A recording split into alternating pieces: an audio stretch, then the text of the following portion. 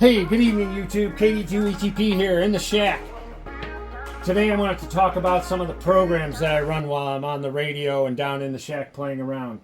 In particular, I keep my logging program up all the time. I use QRZ. That's the one I first got onto when I was a ham, and I've always used that ever since.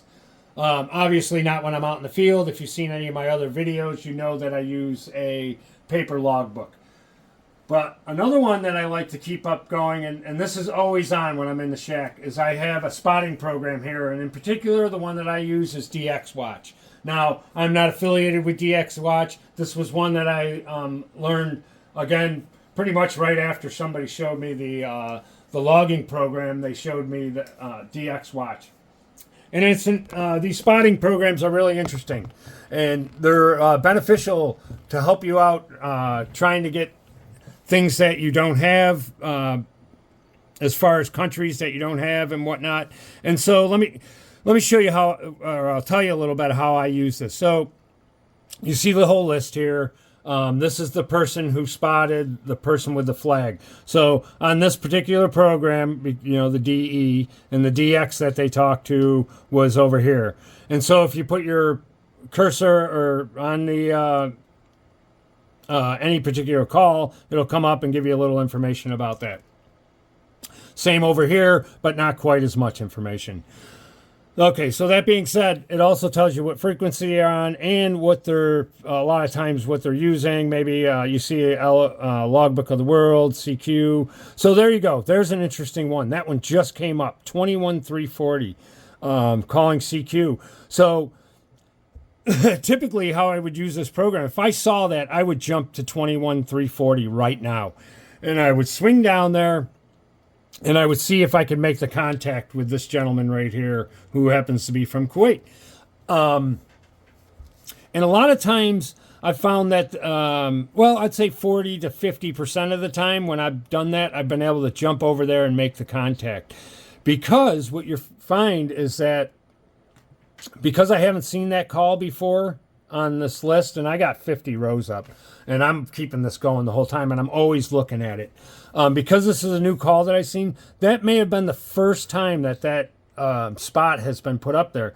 So what that does for you is it allows you to jump over to that frequency before the pile up starts a lot of times.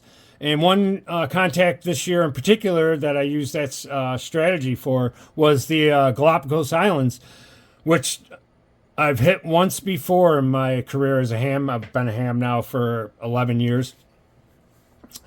And the first time I hit the Galapagos Islands, it was just by pure chance. I was running a KX3 up on my property, running 5 watts, had a great QSO with the guy. This time I saw it come up here. I hadn't seen it down the list at all, and so I jumped right over to that frequency, and I'm not sure if I can find that. Let me see if I can look real quick over here on QRZ.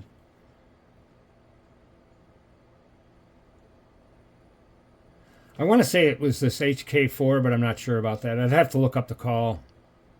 Oh, no, here it is right here. HD8M. The Galapagos.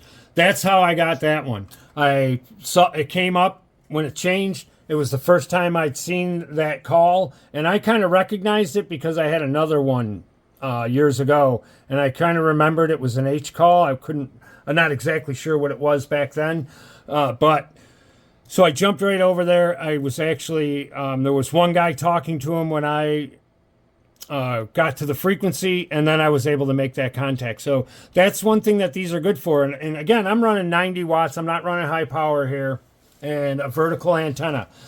So they're helpful for that kind of thing. And also, you know, if you're looking for specific countries, for instance, you're one of these people who like having the awards and all that stuff. Excuse me, it's great for that kind of stuff too. Now, the other one that I like to use is this one, and I don't use it the same way. This one I just typically look at once in a while. I don't have this one running all the time, but when I'm on the radio, again, I have my logbook here, and I have DX Watch there all the time, whenever I'm down in the shack. As a matter of fact, I never turn them off, and I never turn off my computer. I just let it run. But anyways, And this will tell you all the DXpeditions that are going on in case you're one of those people who wants to get some of those rare contacts, you know. In particular, this DQ1AA, the Congo, is very active. They also, if you look over here, okay, so this gives you the dates. It tells you where they are. It tells you the call sign that they'll be using, how you would QSL them. And over here, it gives you a little information about what modes they'll be running, maybe what bands sometimes. Like this one's 80 through 6. This one is 160 through 6. This one tells you the modes, CW, single sideband, RTTY, FT8. And then it also tells you that 9Q1ZZ, for instance, right here, is what they'll be, what their call sign will be on FT8. So there's a lot of good information on these, and then I'll go back to DX Watch and see if I can't pick any of them out. And again, right here, 9Q1AA, right there. So perfect. And then if you look down here, 9Q1ZZ. So I didn't happen to notice any of the other ones right offhand while we were just looking at that. So I will look at that, and then I will come back over here and I'll see if any of those are on there.